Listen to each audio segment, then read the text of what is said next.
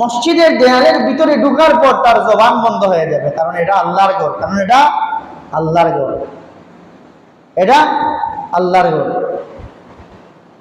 হ্যাঁ, কিছু কিছু মানুষের ভিতরে দোষ আছে, মসজিদের ভিতরে ঢোকার পরেও দোষ আছে। দোষগুলা বলতেছি আমি।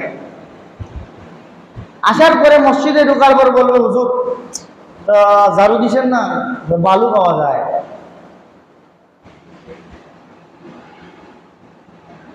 হুজুর পেশাবখানা পানি মারছেন না, গন্ধ গন্ধ। হুজুর সুন্নতের করে টাইম পাল্টাইছেন না। ইস, কি করেন আপনার? আজকে দিন কোথায় থাকেন? মুয়াজ্জিন সাহেব কই? মুয়াজ্জিন সাহেব কই? মুয়াজ্জিন সাহেব যদি থাকে, ইমাম সাহেব থাকে না, ইমাম সাহেব কই? ইমাম সাহেব কই? এরকম আসেনি না? নাই? আমার কথা বলেন। যদি মিথ্যা কথা বলি তাহলে বলেন হুজুর মিথ্যা বলতেছেন, আর যদি সত্য কথা বলি তাহলে বলেন ঠিক আছে। ঠিক আছে নি? ঠিক আছে। হুজুর ইমাম সাহেব কই? ইমাম সাহেব কই? হুজুর মুয়াজ্জিন সাহেব কই? মুয়াজ্জিন সাহেব কই? এগুলো দিয়ে আপনি কি করবেন? এগুলো দিয়ে আপনি কি করবেন? আপনি আসছেন নামাজ পড়তে, নামাজ পড়ে চলে যান। এটা ফিকির করেন আপনার নামাজ কবুল হইতেছে কিনা, আপনার নামাজ মালিক পর্যন্ত পৌঁছেছে কিনা, এটা নিয়ে চিন্তা করেন। আপনি এক্সট্রা চিন্তা করেন কেন? হুজুর ঝাড়ু দিচ্ছেন না কেন, এখানে ময়লা কেন, ওখানে ময়লা কেন? হুজুরকে না বলে নিজে করে নিতে পারো, নিজেরও তো এটা কাজ। মসজিদ ঝাড়ু দেওয়া, মসজিদের দায়িত্ব চালানি, এগুলো শুধু ইমাম মুয়াজ্জিনের কাজ না, মুসল্লিদেরও কাজ। যদি মিথ্যা কথা বলি বলেন হুজুর মিথ্যা বলতেছেন, সকলের কাজ। আমি ইবাদত করবো, আমার জায়গাটা আমি পরিষ্কার করে নেই। মসজিদে এক জায়গায় ময়লা দেখছি, আমি নিজে পরিষ্কার করে নেই, সওয়াবের কাজ, গুনাহ কিছু না। এগুলো আমাদের আমলে আনতে হবে। দিয়ে বলেন আমিন। আল্লাহ বুঝার মতো তৌফিক দান করেন, সকলে বলেন আমিন। আলোচনার মধ্যে চলে আসে। আমি একটি আয়াতে কারিমা আপনাদের সামনে তিলাওয়াত করেছি। নবীজির অসংখ্য গণিত হাদিসের ভান্ডার থেকে একটি হাদিস আপনাদের সামনে পাঠ করেছি। আল্লাহ বলতেছেন, লাকাদ মান্নাল্লাহু আলাল মুমিনিনা ইয বাআসা ফীহিম রাসূলাম মিন আনফুসিহিম ইয়াতলু আলাইহিম আয়াতিহি ওয়া ইউযাক্কিহিম ওয়া ইউআল্লিমুহুমুল কিতাবা ওয়াল হিকমা। আল্লাহ বলতেছেন, লাকাদ মান্নাল্লাহু আলাল মুমিনিনা ইয বাআসা ফীহিম, আমি মুমিনদের উপরে অনুগ্রহ করেছি। কি করেছি? অনুগ্রহ করেছি। ইয বাআসা ফীহিম রাসূলাম মিন আনফুসিহিম ইয়াতলু আলাইহিম আয়াতিহি, তাদের মধ্যে, তাদের মাঝখান থেকে, তাদের মধ্য থেকে, তাদের মাঝে, তাদের মধ্যে একজন রাসূল প্রেরণ করেছি, যিনি কিনা কোরআনের আয়াত তিলাওয়াত করেন। জোরে বলেন সুবহানাল্লাহ। ওয়া ইউযাক্কিহিম, এবং তাদেরকে সংশোধন করেন। তাদেরকে, জোরে কথা বলেন, তাদেরকে সংশোধন করেন, পরিশোধন করেন। ওয়া ইউআল্লিমুহুমুল কিতাব, এবং তিনি তাদের সামনে কোরআনের কথা বলেন। কিসের কথা বলেন? আওয়াজ দেন, কিসের কথা বলেন? কোরআনের কথা বলেন, কিতাবের কথা বলেন। কিসের কথা বলেন? ওয়াল হিকমা, এবং তিনি তাদের সামনে কাজের কথা বলেন। উম্মতেরা যাতে নামাজ পড়ে, রোজা রাখে, হজ করে, যাকাত দেয়, এই ধরনের কাজের কথা তিনি শিক্ষা দেন। জুড়ে বলেন সুবহানাল্লাহ। আমরা কয়টা কাজ পাইলাম? তিনটা। কয়টা কাজ পাইলাম? তিনটা। এক নম্বর হলো তিনি কি করেন? আমাদের সামনে আয়াত তিলাওয়াত করেন, আমাদের সামনে আয়াত তিলাওয়াত করেন। দ্বিতীয় নম্বর হলো তিনি কোরআনের কথা বলেন। কিসের কথা বলেন? কোরআনের কথা বলেন। তৃতীয় নম্বরে চলে আসেন। তৃতীয় নম্বরে বলতেছেন কি করেন? সংশোধন করেন। কি করেন? সংশোধন করেন, পরিবেশন করেন। নবী করিম সাল্লাল্লাহু আলাইহি সাল্লামকে আল্লাহ দুনিয়ার জমিনে পাঠাইলেন 12ই রবিউল আউয়াল মাসে। 12ই রবিউল আউয়াল মাসে পাঠাইলেন, কিন্তু 12 তারিখে দুনিয়ার জমিনে পাঠাইলেন। 12 তারিখে দুনিয়ার জমিনে পাঠাইলেন। এটা হলো মিলাদুন নবীর মাস। এটা হলো মিলাদুন নবীর মাস। এখন আমাদের কথা হলো, আমরা মিলাদ দরকার না সিরাতে দরকার আছে? আওয়াজ দিতে হবে। আওয়াজ না দিলে মজা লাগে না, ভালো লাগে না। মিলাদ, শুধু মিলাদ দরকার না, সিরাতও দরকার আছে। সিরাতও দরকার আছে। কথাগুলো খেয়াল করে বুঝবেন। এখন যদি আমি বলি হুজুর আমার তো মিলাদ দরকার, সিরাতের কোনো দরকার নাই, তাহলে আমি আপনাকে বলবো আপনি নবীজির জীবনী নিয়ে বসে থাকেন, আর আপনি নামাজ পড়বেন না, কোরআন পড়বেন না, তিলাওয়াত করবেন না, কোনো কিছু করবেন না। কথা বুঝে আসতেছে? আর যদি বলেন না হুজুর আমার তো মিলাদও দরকার, সিরাতও দরকার, মিলাদ হলো নবীজির জন্ম বৃত্তান্ত, মিলাদ হলো নবীজির জন্ম বৃত্তান্ত, আর সিরাত হলো নবীজির সারা জীবনী, সিরাত হলো নবীজির সারা জীবনী। তাহলে দেখা যাইতেছে আমাদের দুটোটা দরকার, আমাদের দুটোটা দরকার। না শুধু মিলাদ দরকার, না শুধু সিরাত দরকার, না আমাদের দুটোটা দরকার। মিলাদ থেকে আমরা জানবো নবীজির জন্মের আলোচনা, আর সিরাত থেকে জানবো আমরা নবীজির জীবনী, নবীজি কিভাবে নামাজ পড়ছেন, কিভাবে রোজা রাখছেন, কিভাবে সাহাবায়ে কেরামদেরকে তালিম দিয়েছেন, কিভাবে মানুষদেরকে সদকা করছেন, কিভাবে সবকিছুর শিক্ষা দিয়েছেন, এটা আমরা জানবো। কথা ক্লিয়ার? গত সপ্তাহে আমি মিলাদের আলোচনা করেছিলাম। এখন মিলাদের আলোচনা যদি আমি সারা মাস করি, সারা বৎসর করি, শেষ হবে না।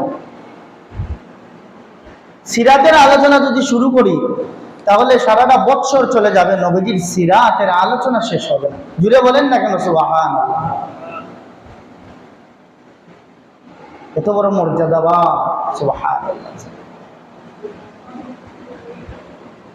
নবী করিম সাল্লাল্লাহু আলাইহি ওয়াসাল্লামকে আল্লাহ তাআলা দুনিয়ার জমিনে পাঠাইলেন মানুষকে সংশোধন করার জন্য, মানুষকে সংশোধন করার জন্য। এখন আমরা যদি নবী করিম সাল্লাল্লাহু আলাইহি সাল্লাম পর্যন্ত পৌঁছার দরকার হয়, যদি পৌঁছিতে চাই, তাহলে ওলি আল্লাহ দরকার আছে না নাই? ওলি আল্লাহর মাধ্যম দরকার আছে না নাই? আমি একটি আয়াতে কারিমা তিলাওয়াত করেছি সঙ্গে সঙ্গে পাশাপাশি।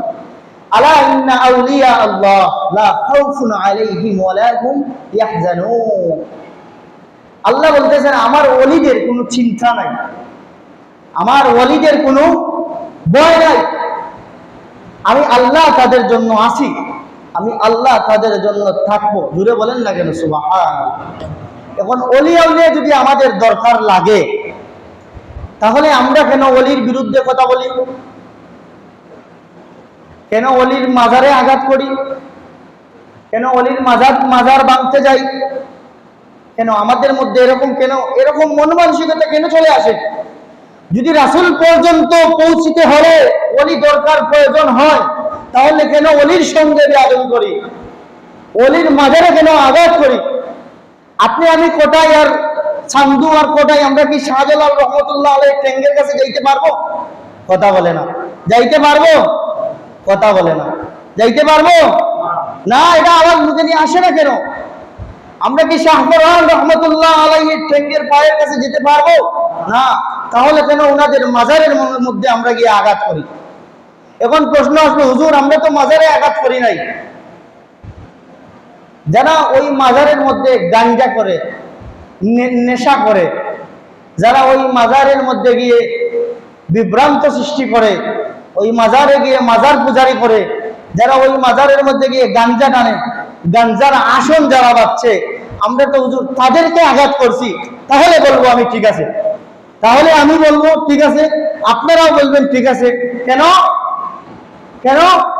তারা গাঞ্জার আসর বসাইছে, তারা ওই মাজারের মধ্যে গাঞ্জা টানে, ওই মাজারের মধ্যে মদ খায়, ওই মাজারের মধ্যে ফেসিলিটি খায়, বিভিন্ন ধরনের নেশা করে ওই মাজারকে ধ্বংস করে দিতেছে। আমি বলবো আপনারাও তাদেরকে ধ্বংস করে দেন। জুড়ে বলেন ঠিক কিনা? আপনারাও তাদেরকে ধ্বংস করে দেন, তাদের সবকিছু ভেঙে দেন। খবরদার, তবে ওলিয়া উলিয়াদের মাজারের মধ্যে হাত দেওয়া যাবে না। ওলিয়া উলিয়াদের মাজারের মধ্যে হাত দেওয়া যাবে না। কেন যাবে না? কারণ তাদের কথা আল্লাহ কোরআনে বলছেন, আলা ইন্না আউলিয়া আল্লাহ লা খাউফ, তাদের কোনো ভয় নাই, ওয়ালা ইয়াহজানুন, তাদের কোনো চিন্তা নাই, কারণ আল্লাহ তাদের সঙ্গে আছেন সব সময়, তাদের কোনো চিন্তা নাই। ওলিদের মাজারের মধ্যে গিয়ে আমরা কি করব? কথা বলেন, কি করব? জিয়ারত করব। কি করব? জিয়ারত করব। তাদের জন্য গিয়ে দোয়া করব, তাদের জন্য দোয়া করব। এখন যদি কেউ মাজারে গিয়ে সিজদা করে, এটা ভালো কাজ না খারাপ কাজ? কথা ক্লিয়ার না? বেজাল আছে? কেউ যদি মাজারে গিয়ে সিজদা দেয়, তাহলে সে শিরিক করলো, তাহলে সে শিরিক করলো। আল্লাহ বলতেছেন যে শিরিক করবে আমি সমস্ত গুনাহ মাফ করে দেব, শিরিকের গুনাহ আমি আল্লাহ মাফ করে দেব না। এখন যদি আপনি শিরিক করেন, মাজারে গিয়ে যদি কোন বাবা আমার সন্তান দরকার, বাবা আমার ছেলে দরকার, বাবা আমার মেয়ে দরকার, ওই বাবা ছেলে দে, ওই বাবা মেয়ে দে, জুড়ে বলেন না কেন নাউজুবিল্লাহ? এগুলো শোনার পর নাউজুবিল্লাহ মুখে আসে না? মাজারে গিয়ে শিরিক করা যাবে না, মাজারে গিয়ে সিজদা করা যাবে না। মাজারে যাবেন, গিয়ে মাজারে জিয়ারত করবেন, আসসালাতু ওয়াসসালামু আলাইকা ইয়া ওয়ালি আল্লাহ, এভাবে সালাম দিবেন। সালাম দেওয়ার পর দুই চারটা সূরা পড়বেন, সূরা পড়ার পর ওই আল্লাহর ওলির জন্য দোয়া করে ওই ওলির জন্য দোয়া করে আসবেন, আল্লাহ ওই ওলির দরজাতকে তুমি বুলন্দ করে দাও। জোরে বলেন সুবহানাল্লাহ। হ্যাঁ, ওলিয়া উলিয়ার সোহবতের প্রয়োজন আছে। এখন যারা ওলিয়া উলিয়াদের সাথে বেয়াদবি করে, যারা ওলিয়া উলিয়াদের সঙ্গে বেয়াদবি করে, তারা যেন রাসূলের সঙ্গে বেয়াদবি করলো, আর যারা রাসূলের সঙ্গে বেয়াদবি করলো তারা যেন আল্লাহর সঙ্গে বেয়াদবি করলো। আর যদি যারা আল্লাহর সঙ্গে সত্যি বেয়াদবি করে থাকে, তাহলে তাদের স্থান হবে জাহান্নাম, তাদের স্থান হবে জাহান্নাম। কথা ক্লিয়ার? এই আলোচনার মধ্যে আমি আর যাব না, কারণ মিলাদুন নবীর আলোচনা করতে হবে আমার। আলোচনার মধ্যে চলে আসেন। নবীজি বলতেছেন, কুল্লু উম্মতি ইয়াদখুলুনাল জান্নাতা ইল্লা মান আবা। ক্বালু ইয়া রাসূলুল্লাহ কিলা মান আবা? ক্বালা মান আতানি দাখালাল জান্নাহ ওয়া মান আসানি ফাকাদ আবা। নবীজি বলতেছেন, কুল্লু উম্মতি ইয়াদখুলুনাল জান্নাতা ইল্লা মান আবা, আমার সমস্ত উম্মতেরা জান্নাতে যাবে। জোরে বলেন সুবহানাল্লাহ। আমার সমস্ত উম্মতেরা জান্নাতে যাবে, ইল্লা মান আবা। আবা মানে তারা ব্যতীত। সাহাবায়ে কেরামরা প্রশ্ন করলেন, ইয়া রাসূলুল্লাহ, ইয়া হাবিবাল্লাহ, ওগো নবীজি, কারা জাহান্নামে যাবে? আল্লাহর নবী জবাব দিয়ে বলেন, ও সাহাবায়ে কেরামরা, আবা, ইল্লা মান আবা, তারা ব্যতীত। কারা ব্যতীত? নবীজি বলেন, ও সাহাবায়ে কেরামরা, যারা আমি রাসূলকে মানবে, যারা আমি রাসূলের সুন্নাত পালন করবে, যারা আমি নবীজিকে অনুসরণ করবে, তারা ব্যতীত বাকি সমস্ত লোকেরা জাহান্নামের মধ্যে যাবে। নাউজুবিল্লাহ বলেন, নাউজুবিল্লাহ বলেন। ক্বালা মান আতানি দাখালাল জান্নাহ, তারা যাবে জান্নাতে, ওয়া মান আসানি ফাকাদ আবা, আর বাকি সমস্ত লোকেরা যাবে জাহান্নামে। এখন প্রশ্ন আসতে পারে, হুজুর, বাকি সমস্ত লোকেরা যারা নবীজির সুন্নাত মানবে না, তারা কি জাহান্নামে যাবে? আমি বলবো, হ্যাঁ, আপনি জাহান্নামে যাবেন। কারণ নবীজি বলতেছেন, মান হাব্বা সুন্নতি ফাকাদ হাব্বানি ওয়া মান হাব্বানি কানা মাই ফিল জান্নাহ, যে আমার সুন্নতকে অনুসরণ করলো সে আমি নবীজিকে অনুসরণ করলো, আর যে আমি নবীজিকে অনুসরণ করলো কানা মাই ফিল জান্নাহ, আমি নবীজির সঙ্গে সে জান্নাতে যাবে। সুবহানাল্লাহ। কথা ক্লিয়ার? কত সুন্দর আলোচনা, কত সুন্দর আলোচনা। নবী করিম সাল্লাল্লাহু আলাইহি সাল্লামের মিলাদের মাস। আমি গত সপ্তাহে আলোচনা করেছিলাম নবীজির মিলাদ নিয়ে, কিছু আলোচনা রয়ে গেছে, চেষ্টা করব ইনশাআল্লাহ এই আলোচনাগুলো বলার। নবীজির মা আম্মা জানা আমেনা, নবীজির মেয়ে কে ছিলেন? ফাতেমা। সবচেয়ে মায়ার মেয়ে কে ছিলেন? ফাতেমা। নবীজির মেয়ে কয়জন আপনারা জানেননি? গত সপ্তাহে কিন্তু আলোচনা করেছিলাম। নবীজির মেয়ে কয়জন? 4 জন। মাশাআল্লাহ। লোকমান আবিচ্ছা বলছেন, নবীজির মেয়ে কয়জন? নবীজির জীবনী আমরা বেশি বেশি করে পড়তে হবে ভাইরা, কারণ নবীজির জীবনের মধ্যে রয়েছে উত্তম আদর্শ। নবীজির জীবনের মধ্যে রয়েছে উত্তম আদর্শ। নবীজির জীবনী যদি আমরা জানি না, পারি না, পড়ি না, তাহলে তো আমাদের দ্বারা সবকিছু অসম্ভব হয়ে যাবে। কোনো কিছুই সম্ভব হবে না, কোনো কিছুই সম্ভব হবে না। দেখেন, নবীজির জীবনের মধ্যে দেখা যায় নবীজি জীবনে কোনোদিন মিথ্যা কথা বলেন নাই। নবীজি জীবনে কোনোদিন মিথ্যা কথা বলেন নাই। আমরা কোন নবীজির উম্মত?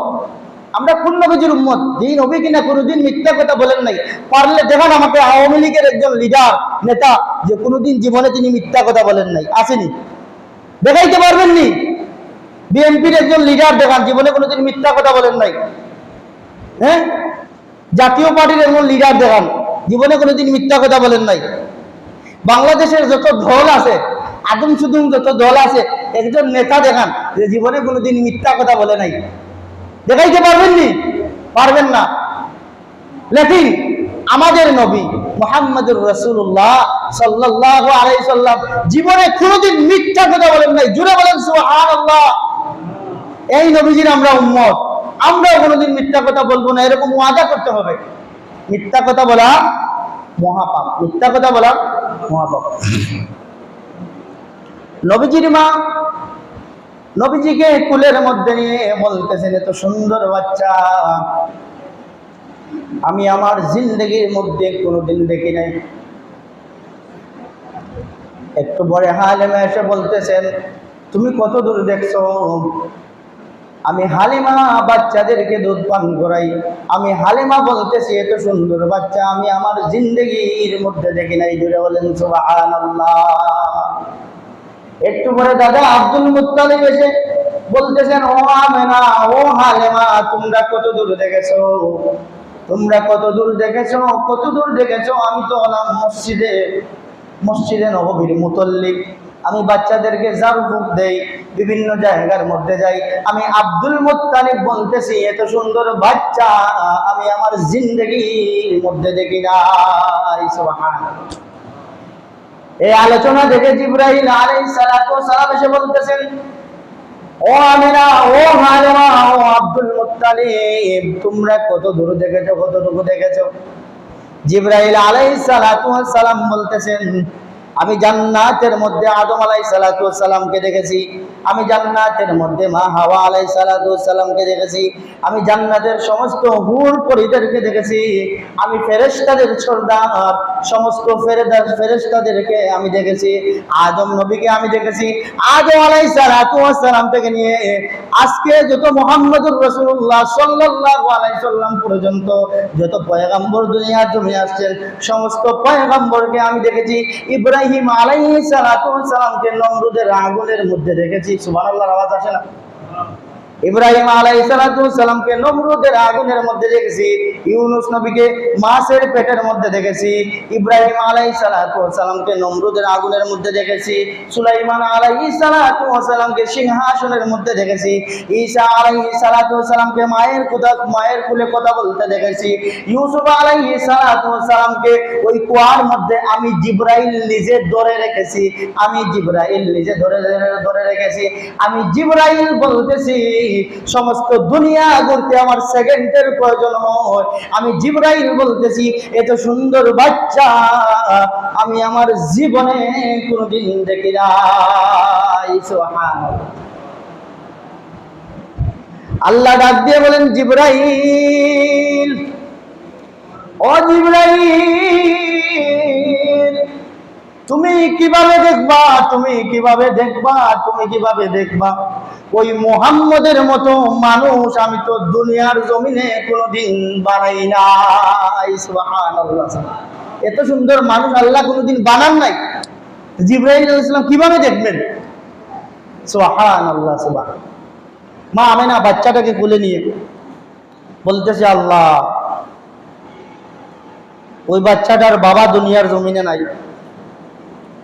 যদি বাচ্চাটার বাবা দুনিয়ার জমিনে থাকতো তাহলে বাচ্চাটাকে খেলনা কিনে দিত। কত ধরনের খেলনা দুনিয়ার জমিনে বাবারা সন্তানদেরকে কিনে দেয়। সন্তান দুনিয়ার জমিনে আসার আগে আগে মা বাবা খেলনা কিনে ঘরের মধ্যে রাখে যে আমার সন্তান আসতেছে। কত খেলনা ওর বাবা যদি দুনিয়ার জমিনে থাকতো ওর জন্য খেলনা কিনে আনতো। আল্লাহ ডাক দিয়ে বলেন, আমেনা, তুমি এই বাচ্চার জন্য কেন চিন্তা করতেছো? ওর বাবা যদি দুনিয়ার জমিনে বেঁচে থাকতো তাহলে ওকে প্লাস্টিকের খেলনা কিনে দিত, পুতুলের খেলনা কিনে দিত। ওর বয়স হইতে দাও, ওর সময় হইতে দাও, ওকে বড় হইতে দাও। আমি এমন খেলা দেখানি লইমু যেই খেলা দুনিয়ার জমিনে কোনো মানুষ দেখাই নাই। সুবহানাল্লাহ।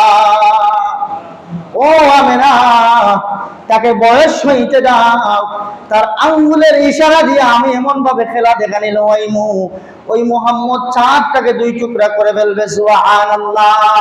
কাফেরেরা নবীজির সামনাসামনি এসে বলল, তুমি মুহাম্মদ, তুমি নবী, দেখে একটা মুজিজা দেখাও, একটা আলামত দেখাও। নবীজি আকাশের দিকে তাকাইয়া চাঁদটাকে দ্বিখণ্ডিত করে দিলেন। ঘুরে বলেন না কেন সুবহানাল্লাহ। কত ধরনের খেলা আছে। আবু জাহেল নবীজির কি আওয়াজ নাই, চিনে না। আবু জাহেল নবীজির কি চাচা। এখন আলোচনা শুনতে হলে আগামী সপ্তাহ থেকে কিছু টাইট করব, প্রশ্ন করব, প্রশ্ন উত্তর দিতে হবে। আলোচনা শুনতে হলে উত্তর দিতে হবে, না হয় আলোচনা শোনার কোনো প্রয়োজন নাই। তুমি জানো না কেমন মুসলমান, গরু গাওয়া মুসলমান। কেমন মুসলমান তুমি, কেমন মুসলমান, কেমন মুসলমান তুমি, কেমন মুসলমান, নামাজের সাথে নাই পরিচয়, মানো না কোরআন তুমি, কেমন মুসলমান তুমি, কেমন মুসলমান। জুড়ে বলেন আল্লাহু আকবার। নবীজির চাচা আবু জাহেল এসে বলতেছেন, মুহাম্মদ বলো তো দেখি আমার হাতে কি আছে।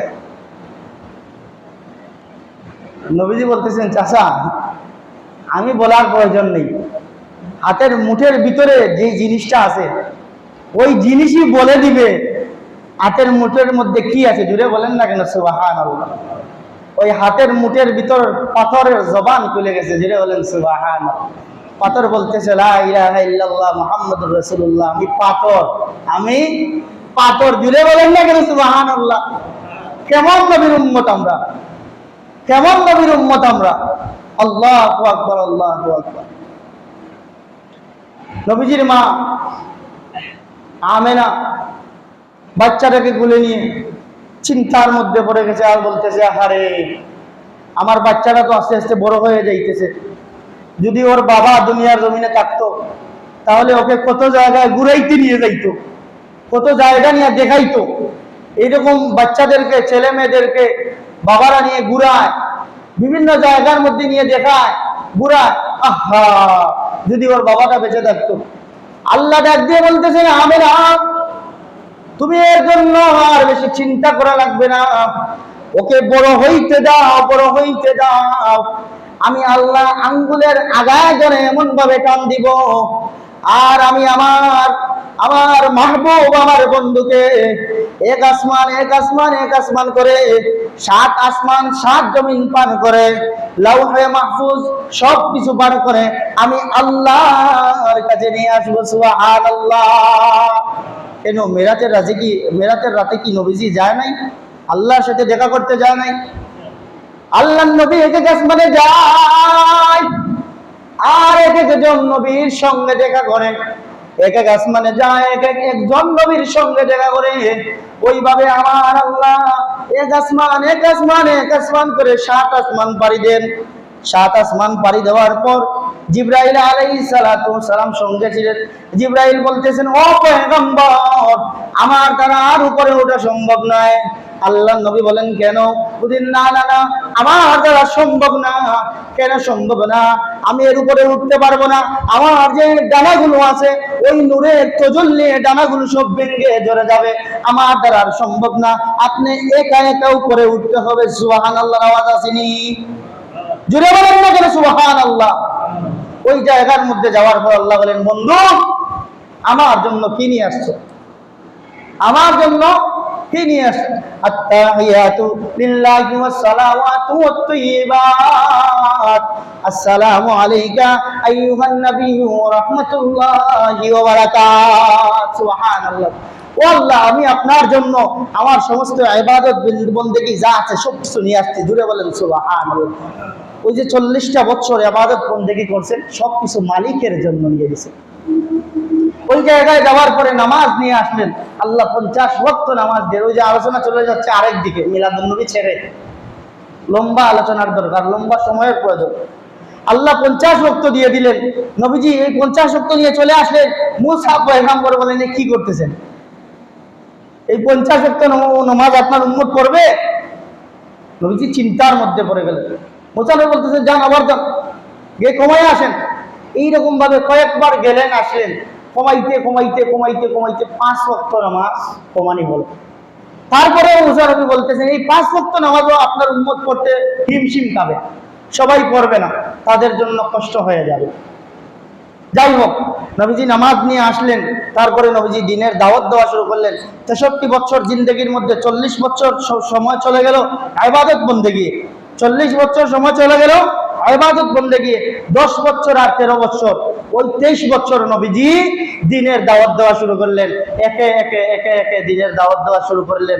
ওই দিনের দাওয়াত দিয়ে নবী করিম সাল্লাল্লাহু আলাইহি সাল্লাম এমন ভাবে ভাইরাল হয়ে গেলেন, এমন ভাবে ফলোয়ার্স হয়ে গেলেন, এখন নবী করিম সাল্লাল্লাহু আলাইহি সাল্লামকে কাফেরেরাও চিনে, বেদিনেরাও চিনে, খ্রিস্টানেরাও চিনে, হিন্দুরাও চিনে। শুধু চিনতে পারলাম না আমরা গরুগাউড়া মুসলমান, শুধু চিনতে পারলাম না আমরা গরুগাউড়া মুসলমান। আমাদের জন্য নবীজিকে চিনা কঠিন হয়ে গেছে। সবাই নবীজিকে চিনে, কিন্তু আমাদের জন্য চিনা কঠিন হয়ে গেছে। এরকম করলে চিনবে না। নবীজির কি রকম আদর্শ ছিল, আম্মাজান হালেমা বলতেছেন যে ওর এমন আদর্শ ছিল, ও 2 বছর আমার দুধ পান করেছে। সব সময় ও ডানের দুধটা পান করেছে, আর বামের দুধটা পান করে নাই। ওর ভাইয়ের জন্য সব সময় বামের দুধটা রেখে দিত। জুড়ে বলেন সুবহানাল্লাহ। এই ছোট্টবেলা থেকেই মুহাম্মদ আদর্শিত, কত সৎ আদর্শ ছিল। কাফেরেরা বেদিনেরা তো আল আমিন, সত্যবাদী বলে স্বীকৃতি দিয়ে দিয়েছে। জুড়ে বলেন সুবহানাল্লাহ। আল্লাহ তাআলা আপনাদেরকে আমাকে বোঝার মতো তৌফিক দান করে, সকলে বলেন আমিন। জুমআবার দিন বেশি আলোচনা করা যায় না, ইনশাআল্লাহ আগামী সপ্তাহে আলোচনা হবে। দুরূদ শরীফ পড়েন সাল্লাল্লাহু আলা সাইয়্যিদিনা ওয়া মাওলানা মুহাম্মদ ওয়া আলা আলিহি ওয়া আসহাবিহি ওয়া সাল্লাম। সাল্লাল্লাহু আলা সাইয়্যিদিনা ওয়া মাওলানা মুহাম্মদ وعلى آله وأصحابه وسلم اللهم آمين ربنا ظلمنا أنفسنا وإن لم تغفر لنا وترحمنا لنكونن من الخاسرين رب ارحمهما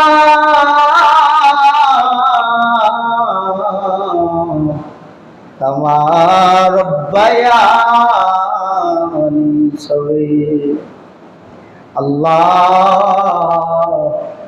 এত সময় আপনার মাহবুবে খুদা হাবিবে জনাবে মুহাম্মদুর রাসূলুল্লাহ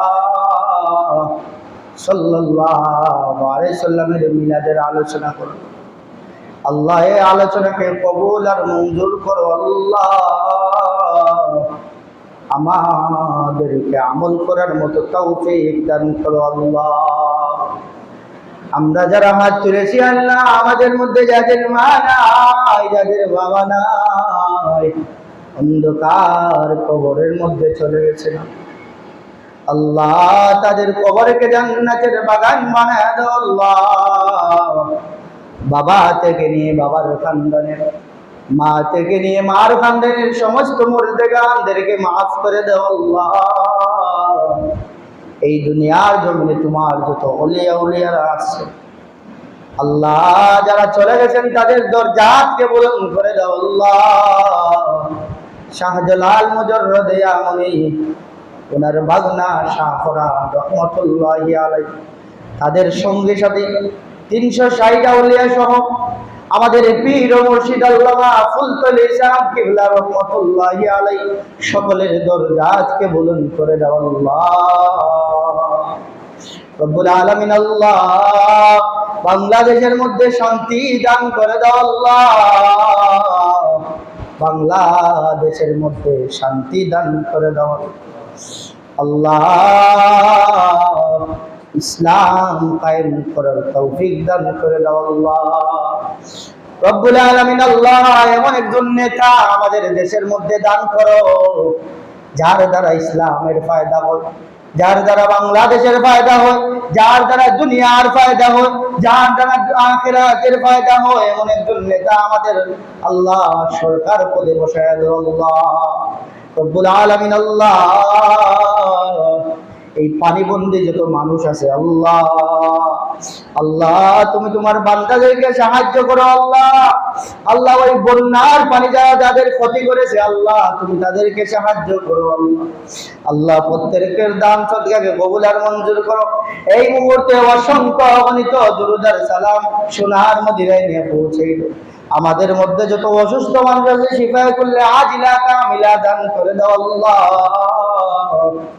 আমাদের মধ্যে যত গুনাহগার আছি আমরা আল্লাহ আমাদের গুনাহ খাতাকে মাফ করে দাও। আল্লাহ আমাদেরকে নেক হায়াত বাড়ায়া দাও। আল্লাহ আমাদেরকে ইজ্জতের জিন্দেগি দান করো। আল্লাহ